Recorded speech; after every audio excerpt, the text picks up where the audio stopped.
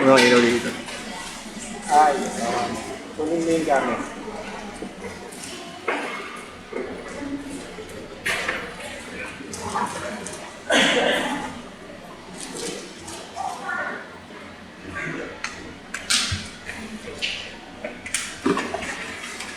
Kaya ganun ba? Tapos balik mo yung office. Sige.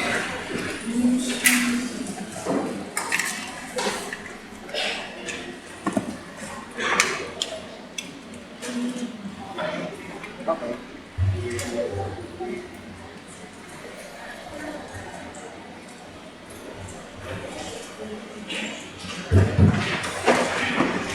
Ephesians chapter 4. Ito po po. Saan natin po ang Bible?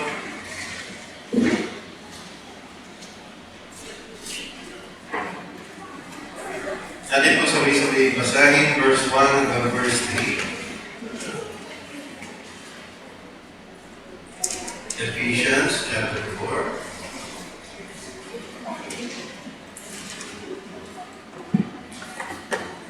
Nandiyan na po sila.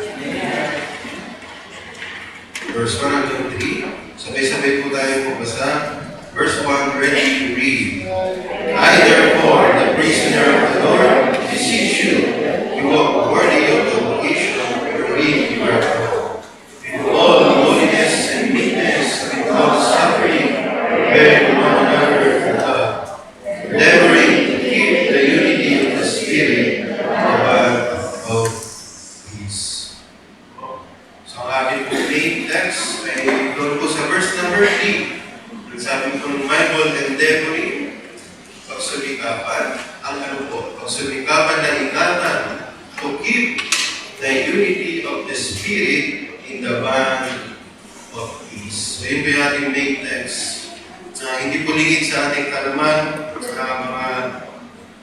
mga kapatid, no, na sa isang iglap lamang ating napansin na parang bigla na lang po na lumago ang gawain ng Panginoon. Para bang hindi natin nahalata, hindi natin napansin, para bang noon, kung titignan natin yung mga previous anniversary, ay konti pa lamang tayo. Hindi natin namalayan, no? Nabigla na lang sobrang dumami na tayo. No? At nagkaroon po mga ng anak, ang Calvary, may Lumban, may Angeles, may Taguig. No? Dahil tingnan natin, grabe po ang ginawa ng Panginoon sa mga nakaraang panahon. Sa kanya pong gawain, hindi na po tayo pinabayaan at lalo pa po niyang pinasagana po ang kanya pong mga gawain, pinalago at pinalawak ang kanya pong gawain. Kaya ang Panginoon, alam natin na siya ay nalulugod po sa atin. No? Maaaring may nagawa tayo. No? Maaaring nalulog ang Diyos sa atin na tayo pinagpala niya na ganun na lamang. No? Na makikita natin na maraming churches sa panahon ngayon na mas matatanda pa sa atin pero talagang hirap po sila na magkaroon ng bisita. Hirap po sila na makapag-invite, magkaroon ng baptism. Pero sa biyaya ng Panginoon tayo po, dito po ay hindi po tayo talaga pinabayaan ng Diyos. At nakikita natin every week, every Sunday talaga pong hindi po tayo nasisiro sa bisita. Ganun din po sa mga bunga, baptism. No, kaya ang Diyos ay nalulugod sa gawain ito. Pero ang kaaway, nais niya ito mapigilan at maitigil. Yun po ang nais ng kaaway. Ang kaaway po ay naiinis. Ano po sa gawain ito? Bagaman ang Diyos, patuloy ang kanyang biyaya dumadaloy po sa ating po church. Kaya tayo po bilang mga miyembro, tayo po ay kailangan maging vigilant, alert, po, na huwag tayo madaya ng kaaway. Hindi po tayo kailangan, it is not the season to relax. Hindi po ito ang panahon na tayo magpa-relax po. Dahil ba tayo para bang napagbala, na-bless na ng Panginoon, ay ngayon pa tayo magre-relax at magpapabaya. Hindi po nawa sana mangyari sa atin yun. Alam po natin na ang isa sa pinakamahalagang institution na itinatag ng Diyos dito sa mundong ito, bukod sa family, ay ang New Testament Church. Ito po yung Calvary Bible Baptist Church. Dahil ito po ay vehicle na ginagamit ng Diyos, number one, to evangelize the lost. So, yun po ang purpose kung bakit po tayo ay narito, kung bakit may church, number one, to evangelize the world, number two, to edify and doctrinally ground the believers. O, hindi lang sila maligtas. Kung hindi madagdag sila sa gawain, matapos madagdag sila kapagtibay, lumago sa katuruan. And number three, bakit po may church, it is the depository of the truth. Kung saan ipinag-aralan, ipinipreach, itinuturo ang salita ng Diyos. Kaya ganun po kahalaga sa buhay po natin ang Calvary Bible Baptist Church. Pero yun nga po, tulad na nasabi natin kanina, dito po ay galit ang kaaway. No? Sa nangyayari itong paglago ng gawain ng Panginoon, hindi niya nagugustuhan. Ano po? Pero mga kapatid, sa gabi ito, nais ko pong sabihin sa atin, no? Hindi lamang po si Satan o ang Diablo ang ating kalaban. Though he is a great enemy, hindi rin po ang kawalan o finances ang atin pong talagang kalaban. For our God is not poor. It is not the problems, the circumstances, hindi ang pandemic, hindi ang mga bagyong yan, hindi ang kahirapan, o ang ating tunay na kalaban. Bukod sa kaaway o sa Diablo, the greatest enemy of the church is the enemy from within. Sino po yun? The people inside. The enemy called division. Division, the enemy of the church. Tayo po yung nalangin, Panginoon Diyos. Muli, minsan pa kami po yung dumudulog po sa inyo. Kami po magsalamat. Kami pinakikinggan mo pa rin, Panginoon. Turuan mo po kami sa gabi ito. Kami magkaroon ng kapakumbabaan sa iyong salita. Nahanda ang aming puso, ang aming pakikinig, Panginoon, at ang gabi ito. Turuan mo po kami to your word, Panginoon, na kami mapaalalahanan, ng kahalagahan na kami maging makapagbantay, maingat, Panginoon, na hindi kami maging relax dahil ang biyaya mo ay patuloy sa amin, ang iyong gawain ay nananagana, kaya ang kaaway ay nandiyan. Hinihintay kami na hindi maging handa sa mga atake. Tulungan mo po ang bawat isa, gamitin lamang po ang instrumento, tulad ng Espiritu, sa iyong pakumaan sa pakinalangin sa pangalan ni Jesus. Amen. Division, the enemy of the church.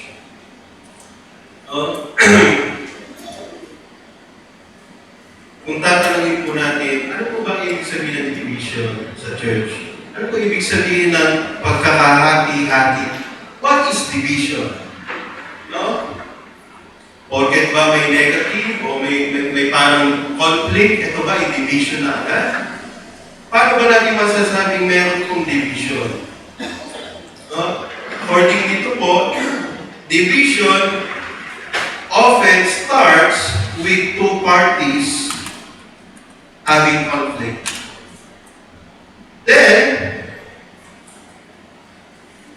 other members will pick a side.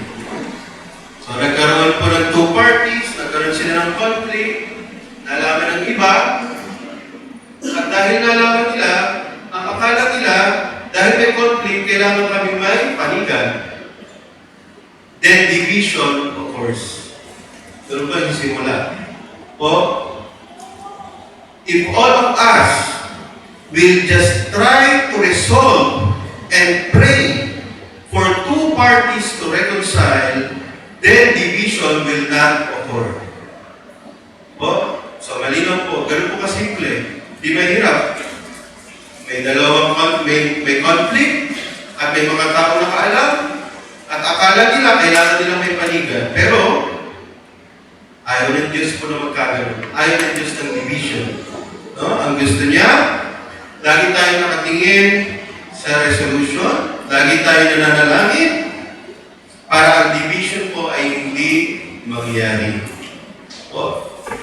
Pero alam niyo po, pero di mga pagkakataon na wala namang conflict, wala namang two parties na nag-aaway, pero nagkakaroon pa rin ng division. Bakit po? When members prefer another Christian from another, division can also occur. No? Kapag sinabi ng isang Kristiyano, pag si brother o si sister na ganito ang nag-utos sa akin, hindi ko siya susundin. Ang gusto ko, siya lang ang pakikinggan ko. Division po yun. Pag sinabi mo, pag siya nag-preach, hindi ako dadalo. Pag siya mag-preach, dadalo ako. That is division. Bakit po? Yan din po yung sinabi po sa 1 Corinthians 3. Buksan po natin. 1 Corinthians 3, 4 to 5.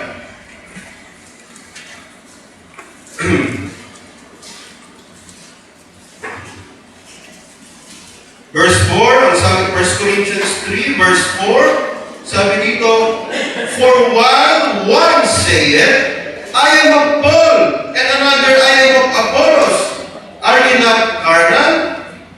Who then is Paul and who is Apollos but ministers by whom you believe, even as the Lord gave to everyone?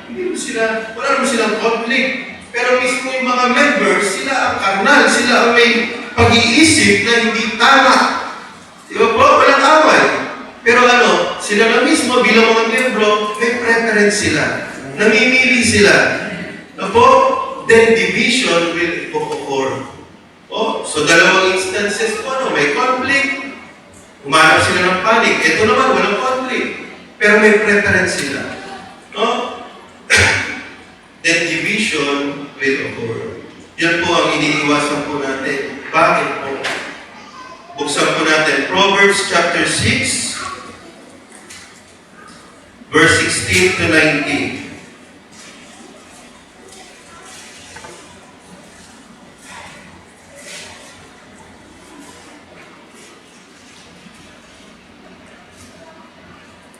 Proverbs chapter 6, nandiyan po sila. Verse 16, sabi po dito, these things that the Lord hate. Tingnan niyo po may anim na bagay daw na galit ang Diyos. Ayaw ng Diyos. The Lord hate. At yung pampito ay karumal-dumal pa. Hindi lang siya galit sa anim na yan, yung pampito, galit siya sa pampito, at karumal-dumal ito. Tingnan po natin yung pampito. Verse 19, a false witness that speaketh lies. Ito po yung pampito. And he that soweth, ano po yung discord? Division. Among brethren. Ito po yung division. God hates division. Pari po ba natin sabihin yun? God hates division. Isa pa po. 1, 2, 3. God hates division. Ayaw na po ng Diyos. Ang galing po ang Diyos na division. Dahil gusto niya parang tayong pagpalain. Gusto niya pang may marating pa tayo lalo sa gawain ito. Parang kung dumadalo yung nabatis, na napakaganda ng kanyang dalon, na biglang may bumagsak na malaking bato at nasira yung dalon. Yun po yung nagagawa ng division. Sa gawain ng ito. Alam natin na ang kaaway, hindi na po tayo kayang saniban o i-possess. Bilang Kristiyano, ang sabi ng Efeso, na tayo naligtas tayo ay sinelyuhan ng banal na Espiritu. Pero, So po, at aware tayo that the devil or Satan can still greatly influence our thinking and our actions. Ang sabi ng Acts chapter 5, yung mag-asawa, na Kristiyano sila, mag-asawa sila. Ananias and Sapphira, sila yung na-influensyahan po. Giver po sila.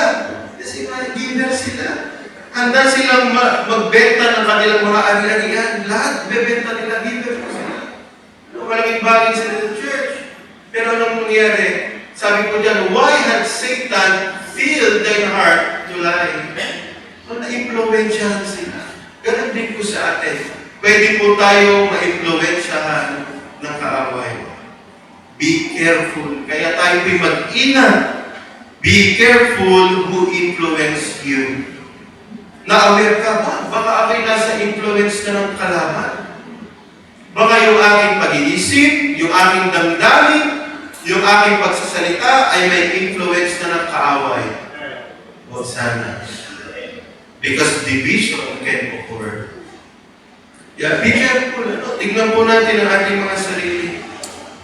Ang sabi po ng ating main text, endeavoring to keep the unity. Ibig sabihin po ng endeavoring, to persistently work at something. Pagsumikapan. Ako, ibig sabihin, hindi ito basta-basta nangyayari. Dapat lahat po tayo, bawat isang miyembro, ay aware po at nagsusumikap na ating pong maalagaan to keep, to be on guard that there be no division in the church. Because God hates division. Oh, isa talaga naman po bilang tao, minsan, bilang tao talagang tayo emotional. Gusto talaga natin. Minsan na nawawala tayo sa ating pahing Kristiyano. Kaya, ang sabi po ng Bible, talagang endeavoring, talagang magsumikap tayo. Para nalaman po sa kagawain. Ano po ng Panginoon? Kaya, ano po ang resulta kung tayo po ay hindi magiging mapagbantay? Anim na bagay po. The result of divisions within the church. Number 1, division destroys the fellowship of the church. Yan po unang pong sisirain. Yung saya na meron tayo pag tayo nagsasama-sama. Na minsan tayo po'y looking forward sa Sunday o sa prayer meeting. Yun po, dahil prayer meeting, masasabi ko, yung gusto mong ipag-pray, excited ka. Sana prayer meeting na. Tuesday kayo, bukas, Wednesday, may ipag-pray ako Sana may ipagpapasalamat ako, may blessing ako. Pero dahil may division, diba, ano po nangyayari? Ano ba yan? Wednesday na bukas. Nag-iiba yung attitude. Nawawala yung sweet fellowship dahil po sa division. Nakakapektuhan. Tingnan po natin doon sa 1 Corinthians. Balik po tayo doon. 1 Corinthians chapter 3.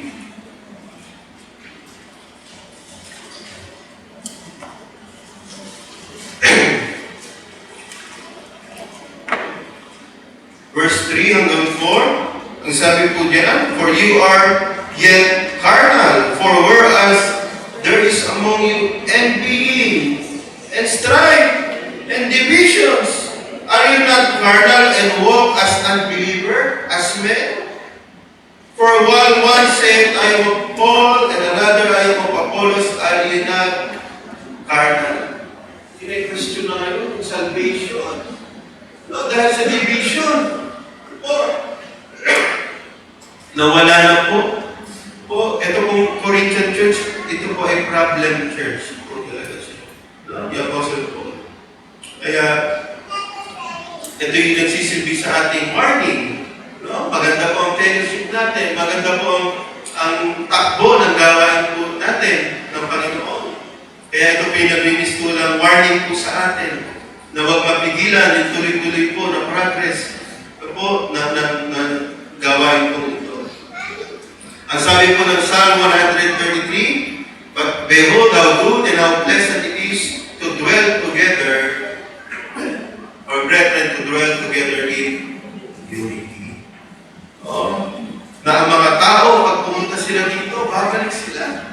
Dahil nakikita nila yung pag-ibig, nakikita nila masaya tayo, pag tayo magkakasama, nakikita nila tayo nananalangin sa bawat isa. O kaya nga, naalala ko po yung last anniversary po at camp.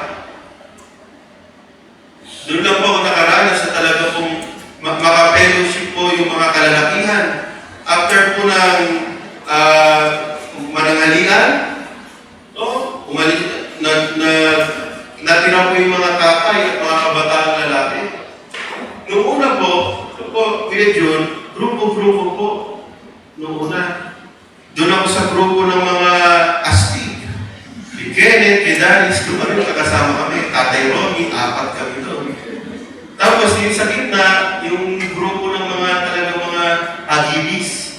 Si Kuya Tom, si Kuya Arnie, sila yun. Tapos may grupo din yung mga kalalakihan sa Lumban. Later on, nagkasama-sama. At siguro may 2 oras kaming tawanan ng tawanan. Puro lang kasiyahan. Hindi po malalaman mga ating pinag-usapan. Mga simpleng bagay lang, pero tawanan po ng tawanan. At ang bangka po namin, 2 oras namin bangka, si Tatay Romy. Simpleng tao na tagapainte, na palipat-lipat ng bahay, siya po ang aming host. Ang tawag po doon ay fellowship. Masaya po. Kaya isa pong magandang memory po sa amin po yun. Ikalawang bagay na maaari pong sirain ng division. Division destroys the testimony of the church. Naranasan ko po yan personally. Nakakalungkot man, nangyayari po talaga yung reality. Na nakakita po tayo ng church na talaga pong nagkagulot, nagkaaway-away, nagkabisikalan, at kitang-kita po ng mga kapitbahay. At yung church po na yun ay wala na po ngayon. Yung pastor din po ay wala na rin po. Bakit po? Because division destroys the testimony of the church. Lahat po tayo masisira. Ang sabi po dyan, 1 Corinthians chapter 6 po tayo. Kabante ng konti. Chapter 6, verse 1 to 5. There any of you having a matter against another, go to law before the unjust and not before the saints. Nagkademandaan na po sila. Lumalim na po. Verse 2, do you not know that the saints shall judge the world? And if the world shall be judged by you, are you unworthy to judge the smallest matters? Pag nagkaroon po tayo ng conflict, hindi para tayo tumakbo sa unbeliever. Hindi para tayo maghablahan, magbaranggayan. O kaya naman nagbaranggayan tayo. Verse 3, know ye not that we shall judge angels? How much more things that pertain to this life? If then you have judgment of things pertaining to this life, set them to judge who are least esteemed in the church. I speak to your shame. Ay hiya-hiya tayo. Is it so that there is not a wise man among you? No, not one that shall be able to judge between his brethren? Umabot po sila sa hablahan, baranggayan. Na talagang nalaman na po ng lahat. Naging public na po yung maliit na conflict nagsimula sa maliit.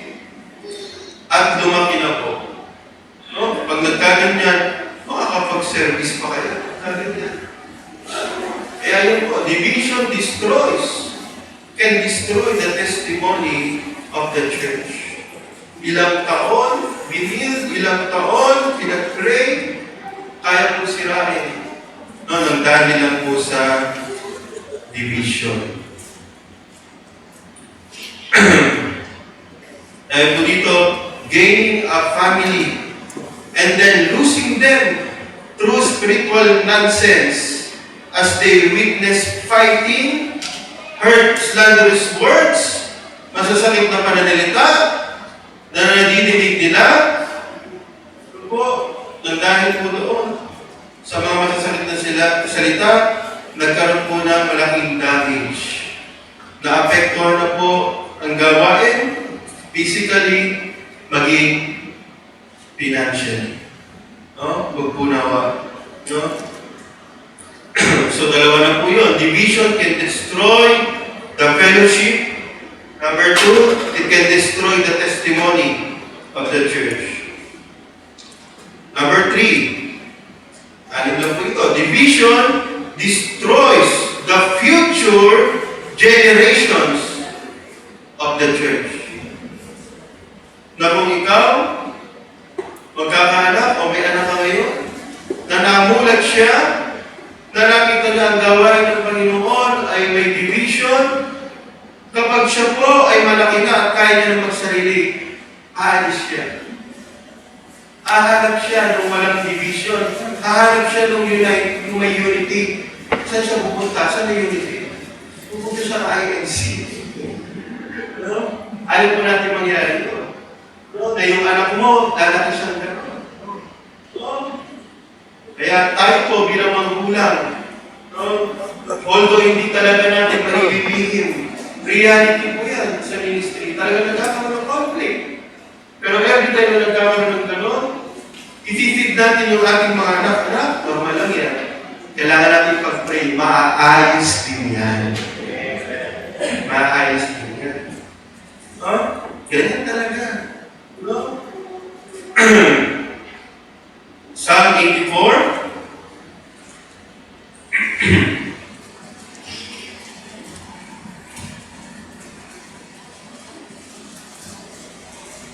Verse 1 hanggang 4.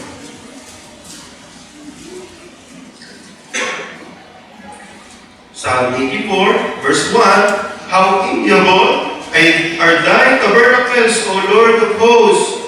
My soul longeth, yea, even fainted for the courts of the Lord. My heart and my flesh cried out for the living God. Yea, the sparrow hath found an house. Tayo po yun, no? And the swallow, a nest, yung ating mga anak, for herself, where she may lay her young, even thy altars, O Lord of hosts, my King and my God. Blessed are they that dwell in thy house, they will be still praising thee. Selah. Gusto nila. Pati ng mga anak, mga supling nila, na doon na sila naglungkat, no, sa loob ng church. Dahil napakaganda na kanilang nakagisna, no, nagawain. Kaya nga po, this is a reminder, if there is division, hindi lang tayo apektado, even the next generation. No? Even the next generation. Number 4, division destroys the worship of the church. Ang ating pagsamba sa Panginoon, ay maapektuhan po ng kahit po dyan. Dahil po may requirement po ang pagsamba. Hindi lang basta tayo napunta dito ng 8:30, nakabihis ka pa Kristiyano, may dalang Bible, hindi lang po yun ang requirement. Ang sabi po ng John 4:24, tayo po ay sasamba saan? Sa Espiritu. Hindi sa laman. No? Kaya kung tayo nasa division, tayo po ay sumasamba hindi sa Espiritu, kung hindi sa ating laman. Carnally. And in truth, sa pamagitan ng kanyang salita. Kaya nga po mga kapatid, hindi basta tayo nakapunta lang pag Sunday. Make sure na before tayo po ay dumalo ng palambahan, make sure na tayo po ay nakapagsiyasat ng ating pong sarili. 1 John 1, na makita natin yung ating sarili, na dapat tayo maging handa, prepared, ay noon, kung may kasalanan, may karumihan, patawarin niyo po ako. Ihanda niyo po ako na ang aking pagsamba po ay hindi maging marumi sa iyong harapan. Na ito iyo pa rin tanggapin. Normal na naman po talaga yun. Minsan po talaga Nalimutan niya na. Yung pong confession, ay doon na po nagiging long-term yung division. So, doon na tumatagal at lumalala. Lumalalim po yung crack. Lumalalim yung damage. Pero kung ang Kristiyano, ano man po ang naranasan niya, ano mang negative na kanyang pagdaanan through the week, pero every Sunday, marunong siyang sumamba sa Diyos ng totoo. No, naglilinis siya ng kanyang sarili. Ako pinaniniwala, hindi tatagal yung division.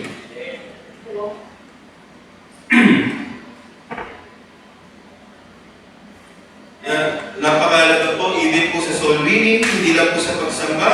Soul winning, sasama ka sa Bible study, may ministry ka, even po sa music, even sa instruments. No po, hindi kailangan ikaw yung magaling. No, kahit ikaw ba, ako nga, magaling ako magbayo, hindi ko lang pinapakita eh. Kasi hindi ako fit dyan eh. Baka makagulo ako, yun lagi ang aking iniisip eh. Ilalabas ko ba yung talent ko? Eh, baka hindi ko na makapulos yung mga nandoon, baka hindi ako fit, baka makapagpos ako ng gulo, ng conflict, maganda na yung tagbol niya eh. Baka makagulo pa ako. No? Kaya hindi yan dahil sa galing natin. No? Ang tanong, magaling ka nga, kaya mo bang makisama? Kasi kahit anong galing mo, kung ikaw ay makakasira sa harmony, balik mo na sa Panginoon ang iyong talent. O, sayang. O, masasayang. Be sure that we are gifted, talented, but we are still humble. No? Inoon, kung para sa akin ang ministry ito, salamat po. Sana po ay maging fit po ako sa mga kasama ko. Po, maging blessing ako sa church. No, hindi ko makita yung aking galing. Kung hindi ako yung naging blessing, lumago ang gawain.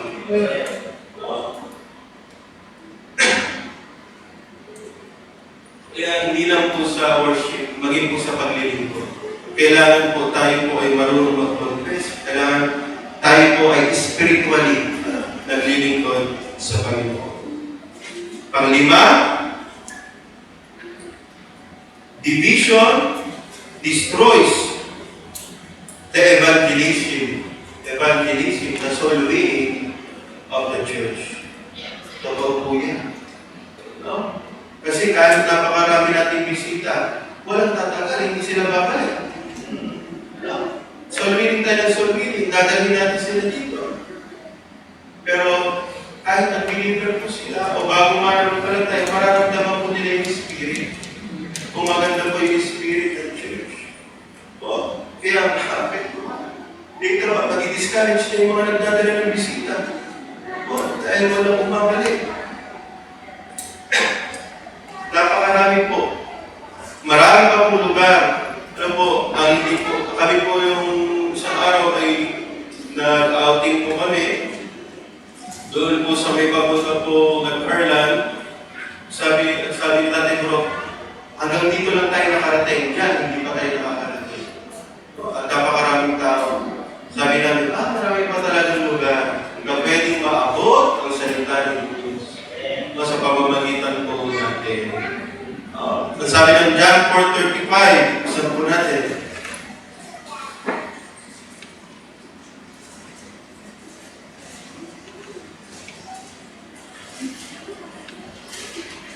John chapter 4, verse 35. Ang sabi ng ating Panginoong Jesus, say not ye, there are yet 4 months, and then cometh harvest. Behold, I say unto you, lift up your eyes, and look on the fields, for they are white already to harvest. No? Napaganda po ng pangako ng Diyos. No? Na nandiyan na po yung mga tao, may mga inihanda na po siyang tao para po sa atin. Naaanihin po natin. Instead, minsan dahil sa division, instead na tayo nakatingin sa harvest, doing all that we can do to win souls, our time is spent in bitterness and souls are lost. be busy in the work of God. Hindi ka maging busy doon sa mga tao sa loob. Lagi ko sinasabi ng ating pong pastor na hindi natin kailangan ang kahinaan ng bawat isa. Na dapat natin tignan yung kalakasan ng bawat isa. Kaya napakadami pong area ngayon. Pag po Saturday, ang dami pong Bible study dito po sa Santa Cruz, maging po sa Angeles. Maging naman din po kami sa Lumban, nakakapagpatuloy po. Yung pag po Friday natin po kami sa May Lomos, no? Na marami pong nabaptist doon, no? Ito po, panahon po nila Brother Marty, na nanghina, nawala sa gawain, no? At siyempre, hinahanap po sa brother, so isa-isa naman po natin silang hinahanap, iniimbestigahan, ano nangyari. At meron nga po isa doon, no? Si Tatay Tek-Tek, yung nakulong, nawala siya, hindi siya nakakasimba, at natagpo namin siya, ang haba na po ng ang kanyang balbas, ang haba na. At meron po siyang tungkod. May tungkod po siyang malaki, talagang malaking tungkod. No? Hindi po tayo namimili eh. Yung tao, kaluluwa po yan eh. At hinahanap din po yan ni Pastor talaga. Sabi ko, Tay, kamusta? Bakit? Ang haba ng balbas mo sa kamay tungkod ka, nakakalakad ka naman. Sabi niya sa akin, Brother King, ano ba kasi niya? Brother King, ako na ngayon si Moses. Ay, saan ka na ba nadalo ngayon? May dinadaluhan na parang mga alay-alay. Sabi ko na lang, Tay, hinahanap ka namin. Hinahanap ka ni Pastor. Kapag tapos mo ng hatiin ng mga dagat, bumalik ka sa akin. Bumalik po siya. Nadala na po ulit siya. Siya na ba't siya bumalik? Wala naman siya nakikita ng malisa. Maaaring talagang napabayaan niya din siya o nagka-problema. Ayan po, division. Hindi lang po ito about sa ating personal. There is something bigger than us. Ito po yung gawain ng Panginoon. Kaya lagi po natin ino-consider. Ang panghuli po. Division hinders the prayers of the saints. Kahit po tayo marami ng prayer meeting, hanggang sabi nga po dito, our prayers will only reach the ceilings of our building if we let division succeed in our needs. Psalm 66 verse 18.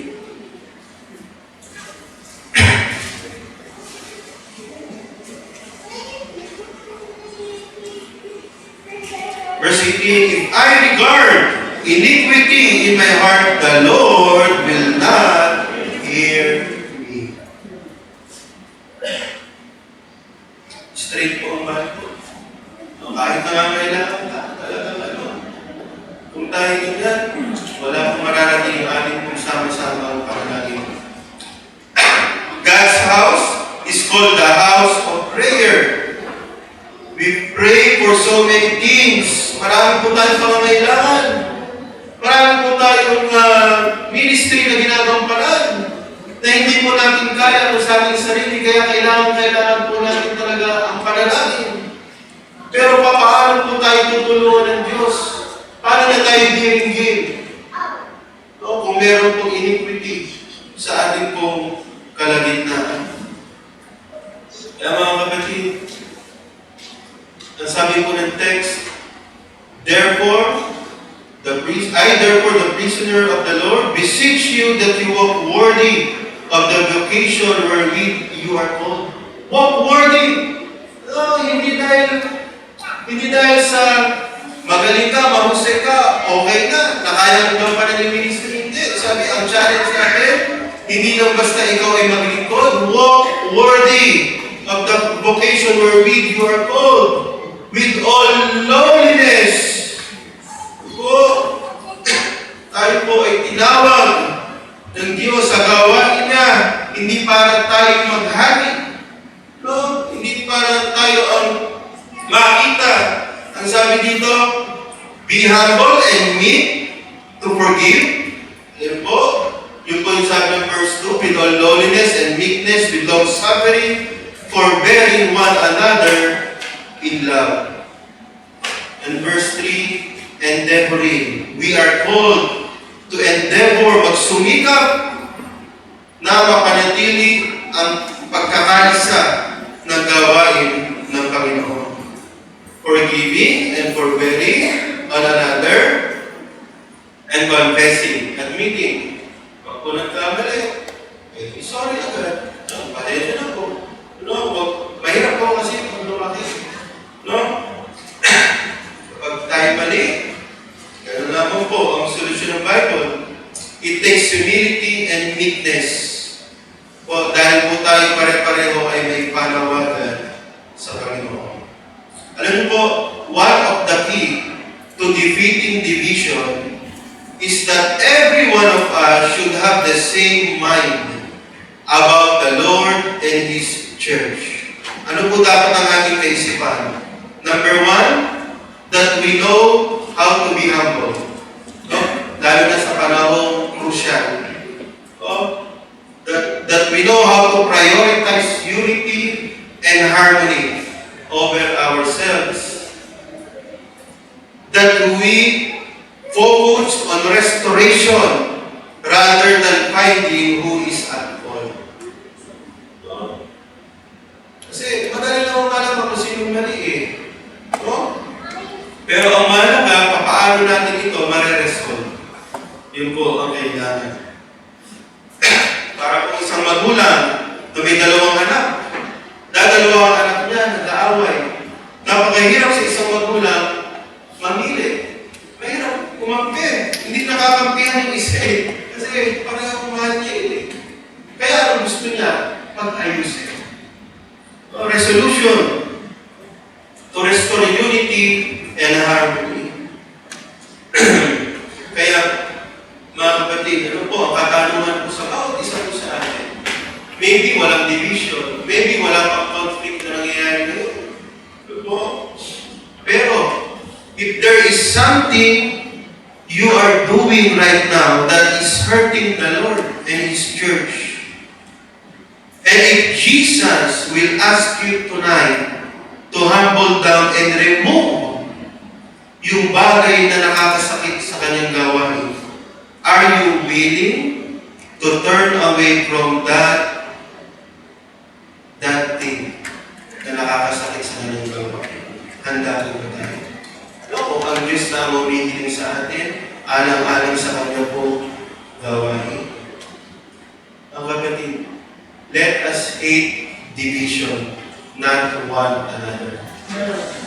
Oh, because God hates division. Saan po? So, nakakatuwa yung testimony ng iba dahil ayaw nila magkaroon ng division sa church. Galit din sila sa division. Minsan, kahit siya na yung offended, siya kayo nag-aalala. Siya na offended, siya na nag-aalala. Baka dahil dito, ay lumala ito. Yun ang napakagandang attitude po ng isang Christian. Concerned talaga siya. Nasabi ka, naku, baka dahil sa nangyari ito, nasangkot ako. Baka mapasama ang gawain. So, huwag naman po sana.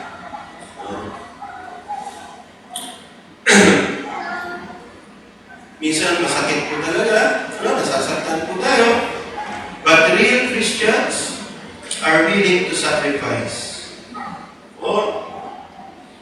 Kaya, kung tingin natin, minsan sinama ko yung aking pumag-iinan sa lupan. Kasi po, naling po kami ng gising. Hindi ko sila naiyakin dito. Naling sila sa lupa. At may bisita mga bata. At sabi sa pag-uwi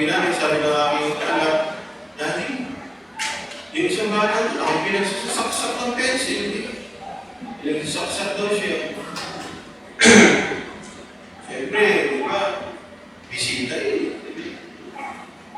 Ang pasensya. Hindi na susumbong natin sa teacher eh. No? Para hindi na lumaki. No? Kaya mga kapatid, if you think you are out of sync with the unity of the church, it's not too late. Simply surrender your mistakes to the Lord. Don't stay on the dark place of pride. Remember those days that you are on fire for the Lord, that you are being used by the Lord. Remember your victory days with the Lord. It can still happen to us. No, don't stay on the dark place of pride. It's not too late to experience again your mountaintop with the Lord. Don't let the enemy defeat and use you. No? Because that is division. No? Tayo mong lahat ito ngayon. Ating pagtawagin na ating pumanang kasama.